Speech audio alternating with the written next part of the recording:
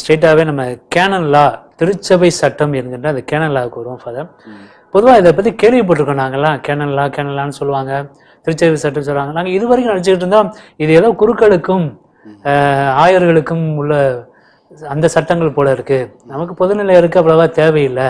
ஆனால் இதுல இருந்து ஒரு சில பகுதியில் நம்ம விரும்பினா ஃபாலோ பண்ணலாம், இல்லாட்டி இல்லை போல இருக்கு அப்படின்னு சொல்லி எங்களுக்கு ஒரு பொதுவாக ஒரு எண்ணம் இருக்கிறது. இப்போ இந்த கேனன் லா அப்படிங்கும் போது இந்த கேனன் அப்படிங்கிற வார்த்தைக்கான பொருள் சொல்லுங்க ஃபாதர். கேனன் என்ற வார்த்தை கிரேக்க மொழியில கனோனே என்ற வார்த்தையிலிருந்து வருது.